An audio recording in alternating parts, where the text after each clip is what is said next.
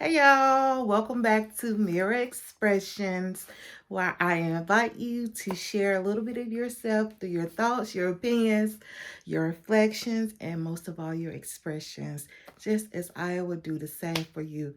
Please like, comment, share, and most of all, subscribe so you can help me reach my goal of 100 subscribers. Also, drop a mirror down in the comment if you have looked in the mirror today and you are A1 with what you see looking back. And I'm not just talking about the physical, right? Like we say all the time. I'm talking about everything else that you can't see. So if you're not feeling top notch with yourself, take whatever avenue that you need to get to what? A healthier you.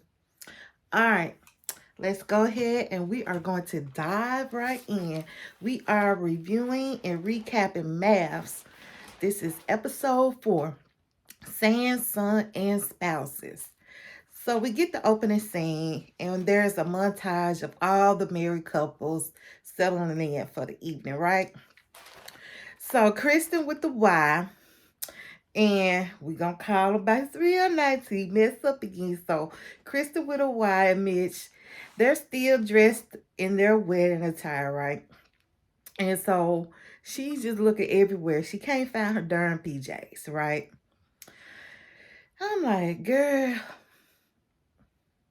a sexy nightie is the first thing you needed to pack for this type of occasion, right? But anyway, uh, like even if you did have any plans on sleeping with him, that still should have been the first thing you packed, just to make him want it, even though you ain't giving it to him. So Mitch is going back to Itch Bay, right? Because he already bitching, talking about he's feeling awkward and he can't force things, right? He just don't like her, and that's all it is to it. Like I really feel like he don't like her, and he's not fooling me. Y'all drop in the comments. What do you think? Do you think he likes her, or do you think he doesn't? Cause it was like, soon as she goes in the bathroom and washes her face off, he has to make a comment about like, oh, now I truly see you for who you are, or something like that. Like the makeup was clouding who she was. Or I get to see you for the first time. That's what he said. I'm just like, go on somewhere, right? So anyway, I really just hope that she doesn't lose herself trying to fit into his narrative. Like I realize a marriage is give and take, but I hope she doesn't be the one that's always just giving. Like I just want her I just want her to remember who she is in all of this, because I'm already seeing that she just keeps agreeing with everything that he's saying. And yeah, I just hope that she doesn't, and that he doesn't take advantage of that. Anyway, so we see Lindy and Miguel. They're also getting ready for bed. And Lindy also cannot find her PJs. Like, let me find out y'all around here snatching up pajamas. And Miguel, so she's freaking out about it, right? Let me say, I didn't really think she was acting a fool about it. Like, kind of like they made it seem. But you know, she was just looking for her pajamas. She couldn't find them things. So Miguel was kind of like, normally that would be a red flag for him, right? The way she was freaking out. But since they are not in a normal type of situation, he's not going to.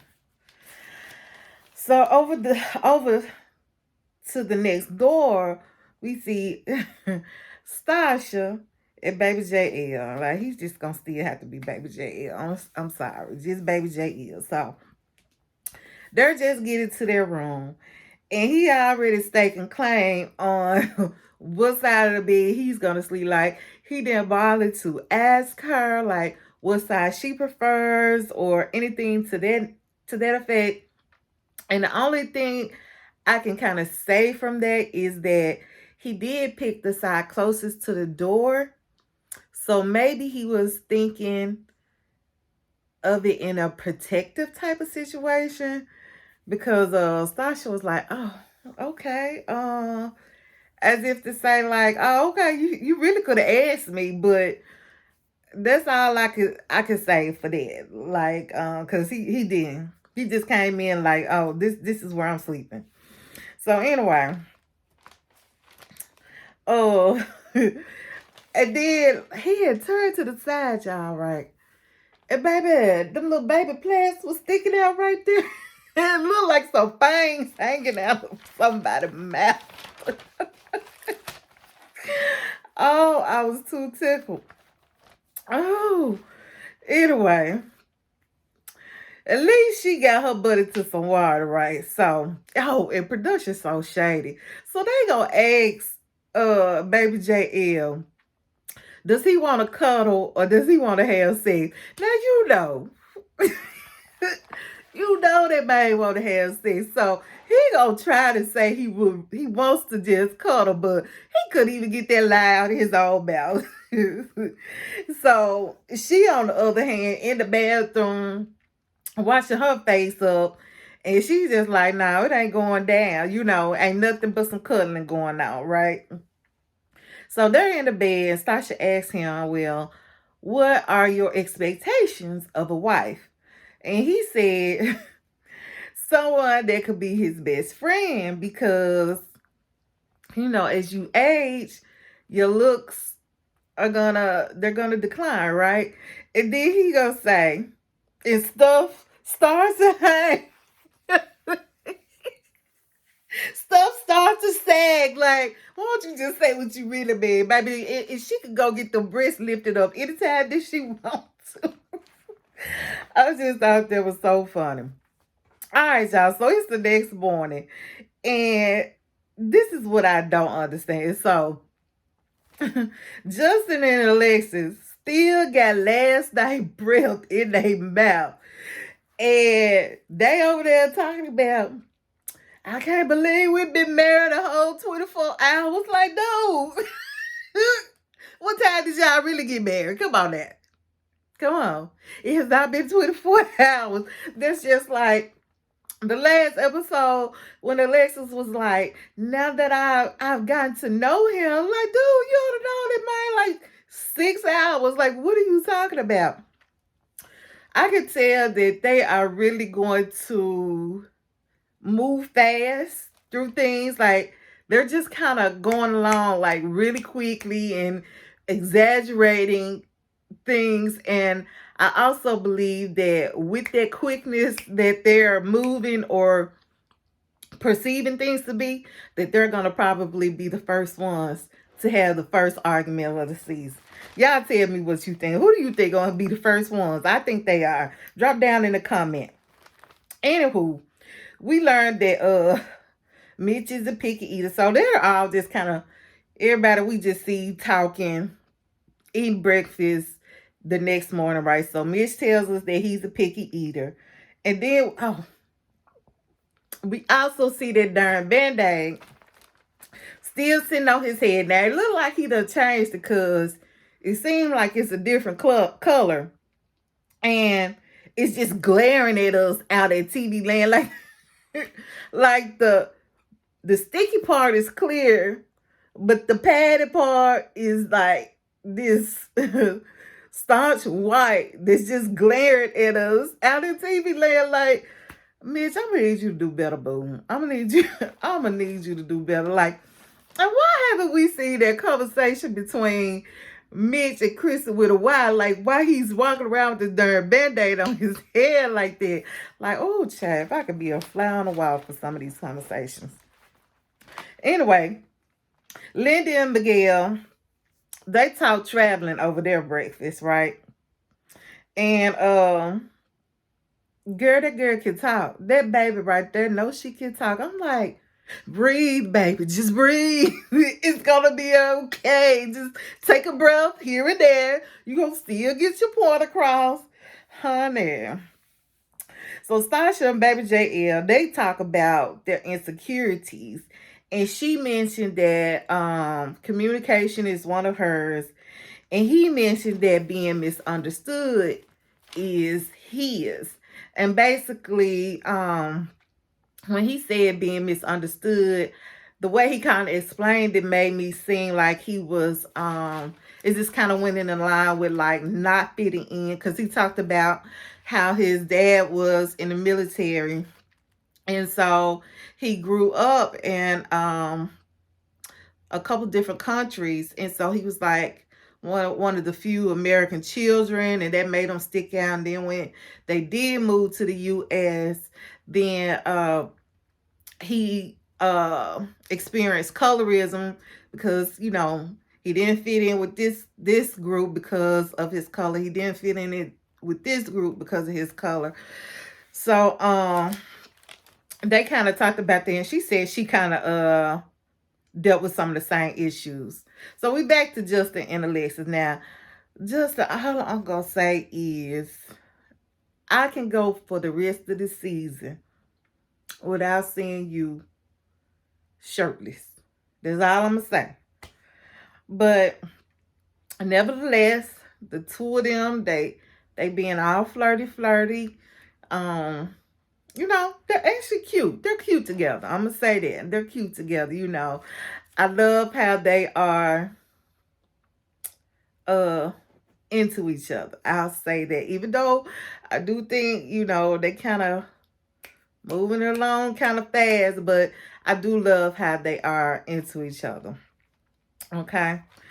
So it's the next morning, and well, of course, we getting through the breakfast. This is after the breakfast, and so you know how the families always meet up with the new spouses, right? So that's where we are. So Stasha and Nate, they're up first, right? And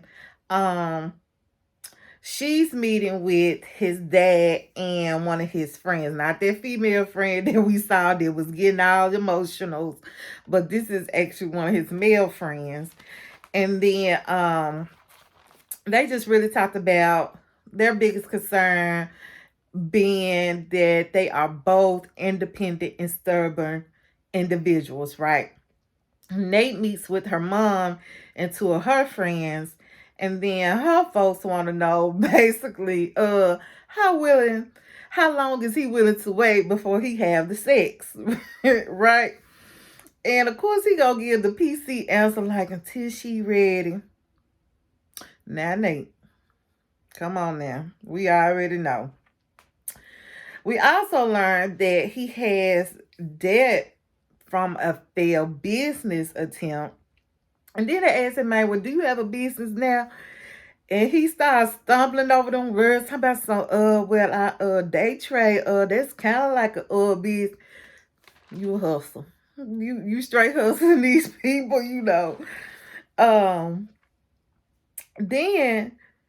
now I did think this was a good question. So one of her friends asked him, she's just like, I know a lot of families are into building generational wealth. Like, but what about the mental health aspect? Like, what are some things that you don't want to carry into this relationship? What are some things or some mental health issues that you want to dead, basically, and help to flourish in a healthier way, a healthier capacity? So he actually gets teary-eyed, and he talks about how his dad was always so busy that he depended on some of his friends to fulfill that emotional need that he had, like of a nuclear families that had like a mom, a dad, children, etc. And then he also talked about, and this part I wasn't so clear on, but the way they edited made it seem like he didn't meet his mom, his biological mom, for the first time until his 12th birthday, right? And he said the way he met her was so formal, like this is your mom. Hi. And that was it. Like he said, there was no emotions involved, no nothing, no hugging, no nothing. And so you just have to imagine what that does to a person. And I think that may be part of the reason why he surrounds himself with so many females, like why he has so many female friends, because he's trying to fill some type of a void. Um, y'all drop in a comment like if you feel like that plays a part on his reasoning for having so many women friends. And not to say that he still ain't an F boy, because he still could be getting something from that, and that's trying to fulfill some type of need, or kind of putting a band-aid over that hurt. But I do really think that that's why he surrounds himself with so many ladies. So yeah, I still got my eye on you now. So each bay, he meets with the MILF he really wanted to be with. And that's Kristen's bar, right? Mitch is still spitting with this lady. Like, you can just tell in his interaction with her, like, he still wanted to be with her. So he's meeting with the mom and two of her friends. And then well, no, yeah, that's right. And then Kristen is meeting with his mom, his brother, and his sister-in-law. That's how it went. And one thing I didn't like is that when she was talking to them, she basically says that she wants him to feel as comfortable as possible. Again, like, Kristen, like, what about you? Like, don't forget yourself. You know, I get all about, wanting to make sure your spouse is happy, but there has to be a balance there. Like, you shouldn't just focus on make sure he's comfortable. So you shouldn't make yourself uncomfortable to make him comfortable. Is he doing the same for you? Is he reciprocating those feelings? Is there some type of reciprocity there? Like, come on. Like, again, I hope she does not lose herself in trying to fit into his narrative. And then also what I didn't like was the fact that his family, and I mean every last one of them, start making excuses for his poor behavior. Like, oh, he's just this, or he may be abrasive, or he may say things that sound angry, blah, blah, blah. And so again, she's just taking it all in and like, okay, well, I know, to me, it's like her wheels were turning like, okay, I know I need to deal with this if I want to be with him. So it's like she's setting herself up to say or to deal with his BS just so she can try to have somewhat of a successful marriage. And I ain't like that. I really did not like that. Girl, you better run. So Alexis is meeting with Justice's mom and friend. And the first thing she says when she sees the mom is, your son is still celibate. Like, Alexis, what is there to say to this boy? Or no, let me not call him a boy. That's the man. What is there to say to this man's mother? Like, you don't even know her like that. First of all, to be joking with her, like, have some kind of tag. Like, and even if I did, I still couldn't say I would be joking with my mother-in-law with like that. That's just me, but honey, I'm like, just have some kind of tag. So the first thing she wants to know, right, is what happened to his first engagement. And I really felt like that was a question that Alexis should have saved for Justin. Like, you shouldn't be getting that kind of information from his mom and his friend, right? I just felt like that's just too personal. Like, because they probably don't really even know. They only know what they see from the outside looking in. And that's his business to tell how much of that he wants you to know, right? So then, of course, she has to mention what? Being proposed to 3 times. So, you know what? Alexis, I've been trying to hold off, not giving you no nickname, girl, but you making me do it. I'm just gonna have to go and call you Trey. You don't have to go and call you Trey. So she mentions that, and of course the mama's like, well, what happened to that? Like, why didn't you ever get married? So she goes on how to talk about how she was she wasn't ready, and now she has grown, and so you know what I'm saying? Blah, blah, blah. Same old song, same old dance that we seen and heard before. Okay? Okay. So, again, we get somebody calling him sensitive. And this time it was his mom. She does say, well, you know, Justin's sensitive. And I'm tired of people calling this man sensitive. But as we see later on, he calls his darn self sensitive. Like, I don't know. To me, I feel like there's a better way just to say you're just more in touch or in tune with your feelings versus sensitive. Just seems like so. I don't know. I almost have like that negative connotation to it, but hey, if they like it, I love it. So, like I said, Justin is meeting with Trey's sister. Well, her sisters and her mom. And so he is again calls himself sensitive to them. I did kind of just jump ahead to that. And then one of the sisters made a great point, and we kind of hit on this last video.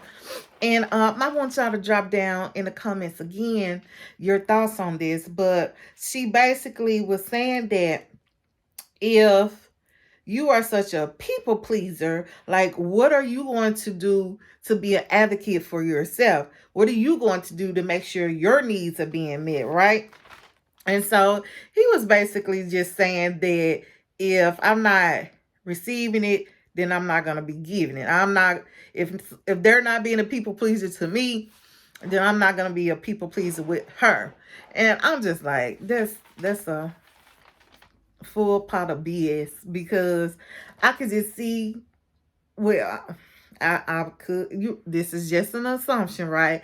But I just see Alexis just running straight over him. Like, he's going to be a people pleaser no matter what. And I think that was part of the reason why he got so upset when he initially told his brother that he was getting married. And the brother kind of laughed in his face and said, you know, he pretty much doesn't support it. And he cried. And I think because he so much was trying to please him and get his approval. So, yeah, I don't see that for him. You know what I'm saying?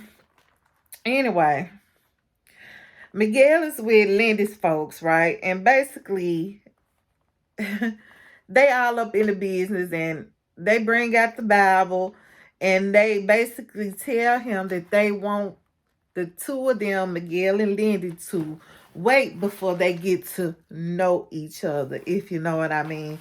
And I was just like, well, goddamn, they still trying to run that baby life. So you could tell Miguel, he was looking so uncomfortable during that whole conversation, even though he was like, well, what else do you want to know from me? But he just appeared so uncomfortable. And then while we get a side interview with Lindy's brother and her mom, and the brother was calling Miguel out for being 35 and single. There's something that's probably not been addressed yet. Like, okay, you know, I don't know if I'm feeling you on there, brother, because sometimes it's just you haven't met that person yet. But hey, You could be right, though. You could be right. Anyway, look, Lindy is with Miguel's sister and friends. And out top, their sister started talking astrology to Lindy. And she's basically like, you all two signs don't match. And what do you think about that? And Lindy is like, blah, blah, blah, blah. You know, she don't know nothing about no darn astrology. And you can tell that. And so she finally was like, well, I would like to learn, but it seemed like she caught herself too before she even said that much. It seemed like she was about to say, I'm not into all that. Then it's like she pivoted and was like, well, I would like to learn. And I'm thinking like, girl, and this Miguel's sister a little bit extreme too, because she just was laying into Linda to me. Like she got on the girl finances and just it was just one thing after another, after another, after another. And I was just like, oh my gosh, like, honey, pipe down. Like, your concerns, you too much in your brother's business. Like, you a bit extreme, honey. So then we see the gift baskets arrive to the door. And of course, this is when the couples find out where they will be honeymooning, right? And this season, they would be going to Mexico, right? So in the basket are these little celebration poppers. You know, the little tube, and you pull the string and out pops like confetti. So everybody is popping theirs, right? And then we get over to Kristen with a Y and Itch Bay. Y'all know I'm calling him there because he's being a wood. Oh, child. He the only one that refuses to pop it because of the harmful effects that it will cause on the environment. Like, okay, if you ain't gonna pop it, Itch Bay, you know where it's finna go? It's finna go in the trash anyway. If it ain't biodegradable out the little popping tube, it ain't gonna be biodegradable in the little popping tube. Like, go celebrate with your wife, man. I'm just like, God damn. Instead of the party popping, he being a darn party pooper. Like, get yourself together. We see the couples at the airport, and they're all meeting for the first time since being married, right? So they're introducing themselves, and you know, and I think it was Kristen was like, she could see why everybody was kind of paired up with who they were. And we get, oh, excuse me, y'all. We get Justin talking about he might be in love with his wife already. You see what I'm saying? They're right there. They're right there. She done went from saying, I don't know this man, to now that I got to know him better in a matter of 6 hours. They woke up the next morning, and he in his head say they done been married for 24 hours. Now, the next day, well, later on that day, because that was just that morning. Now, later on that day, he talking about he might already be in love. Like, you know what? I can't take them. Whew. Child. They make it to the resort, and so it's apparent that their rooms are not ready yet. So they're kind of like out like on the outside patio area, having drinks and sharing conversation. So they're kind of talking about and reliving some of their wedding moments, like what was the your most memorable, what did you think when you first saw your spouse, right? And I'm kind of guessing that Justin's gonna be our talker for the season. You know, we gotta have one every season, like that one person that kind of leads all the conversation. So he seems to be driving this conversation, right? So Mitch brings up, I'm kind of struggling. Should I call him an Itch Bay right here or not? You know, I think I'm gonna have to go and do it. So Itch Bay brings up how Kristen's mom walks out first, and he thought she was his wife. And he's just gushing all over her, like, oh, she just looks so young and blah blah. And I was just like, now I haven't heard you have this much enthusiasm enthusiasm about Kristen with the Y as of yet. Like, can't young Blanche get some love? Can't she get some love? She's beautiful too. Like, and she's your wife. Like, god damn. So, Alexis tells how they met on Hinge, and she realized it when she first saw him at the altar. And so I think I said it coming for later, but anyway, so she tells them how they met on Hinge, and that how had she actually gave him some play, they could have been married about 4 months ago. Whew. And then Stasha is just like, this is probably showing her that going with Justin probably wasn't her usual, but that this is what was good for her, right? And a lot of times I do think that that's what the experts are going for. It just doesn't always pan out that way, right? So, then, oh, goodness. Lord, let me not forget about this. Let me go and just insert this too. So, Justin is talking about, of course, you gotta, they bring up the sex talk, right? And Justin, and Alexis puts the business out there that her husband is celibate, has been for a year and a half. TMI, y'all, TMI. And he gets to talking about how hard as a rock he is. Again, TMI, like, Justin, two things. I don't want to see you without your shirt on again. And I don't want to hear how hard you were again either. Like, I've gotten enough of that for the rest of the season. I've gotten enough of either of those for the rest of the season, right? Then we see Baby JL and Stasha. They taking a shower together now. Let me just insert this here, cause Nastasha, now you the only one that did not lose your PJs on the honeymoon night. So don't think I ain't noticed that you done had that same little nightgown on that you wore the honeymoon night that you got on right now. Like, I need you to put a fresh one on. Now, I gave you your props because you was one of the ones I saw shower on the wedding night. I ain't see that from everybody, but now you making me blink twice with this same nightgown on. Like, I need you to do better. I'm gonna need you to do better. Like, or I guess it could be maybe. Did your PJs get stolen too? So that was your only option, girl. Let me find that. Let me find that Lifetime stole your pajamas too. Anyway, so we get the conversation that Sasha and Nada having about sex. Like, he's kind of trying to figure out where she is with all of that.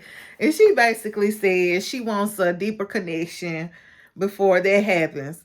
And then the next 5 minutes, we see them taking this hot and steamy bath. Well, not even a bath, a hot and steamy shower, right? And I mean, it gets pretty graphic. We see everything but the stuff that would be blurred out. We see a little upper thigh booty area. We see some clenching of the black back with her nails and kissing, and so they if they didn't have sex, they may as well say they did, But anyway, I was just like, let me find out that them neighbors know his name. Morgan and Ben, oh my gosh, they are finally ready to meet at the altar, right? Ben still has his hated it little hair. Oh, I guess we just gonna have to live with it. That's just his little thing, you know what I'm saying? And now I really do love Ben's smile. He does. He has a nice smile. So he's there with his homeboys, and they're getting ready.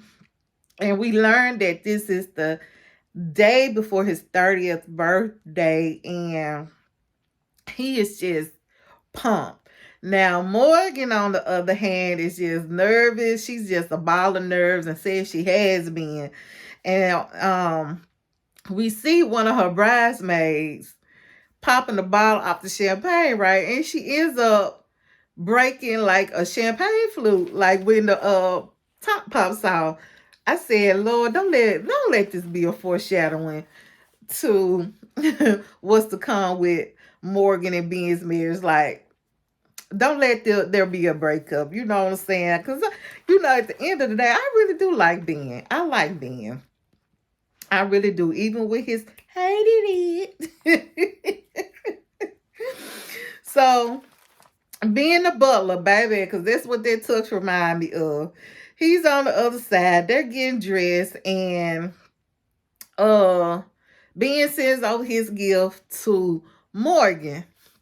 And when she opens it, it's a book that Pastor Cal has written. And I was just like, ugh. I guess that's thoughtful, especially I guess it's on how to have a successful relationship or tips like that, so he's sewing into their marriage. So that was thoughtful. And then he had written her a card just basically saying that he was sorry about having the C-19 and that he's gonna make it up to her and that they could take another honeymoon. And he talked about how one of his family members was sick and how that impacted him. So he knew, it was just really nice. And I think her mom and her bridesmaid and maid of honor, they just kind of start tearing up as she was reading it aloud. Then she opens her ring and god dang, I thought we was through. We get another advertisement from the ring company, who shall not be named here. I mean, just all zoomed in on the box.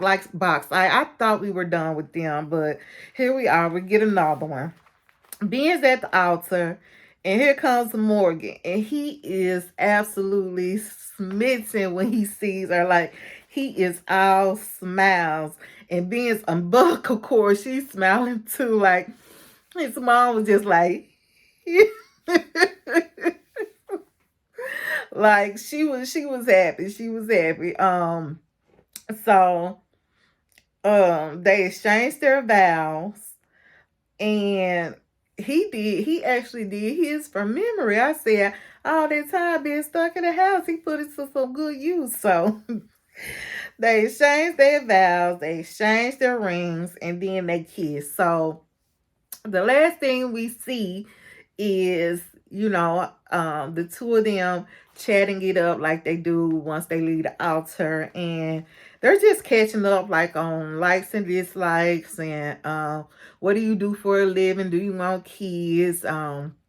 She lets him know that he's a cat dad now, and she in her interview just said she likes everything about him down to his little hair, baby. If you like it, I love it. And then in his interview again, he's just pleased, talking about how pretty she was. I really like them together. I hope they actually make it. You know what I'm saying? They're cute. They really are. And that was the end of the episode, y'all. And we got previews for the rest of the season, baby. That thing look like it's so fire. I can't wait for us to really get into it. Like, things are starting to pick up now, and I think next week's episode will be even greater because now all of the couples will be married and they'll be starting their honeymoon all together. And then we may even get to see the beginning of them move into the shared apartment together. I don't know. But anyways, I can't wait. Please, y'all, again, remember to like, comment, share, and most of all, subscribe. Help me hit my 100 subscribers. And as always, until next time, I pray for you. You pray for me. And what? That's right. Bye.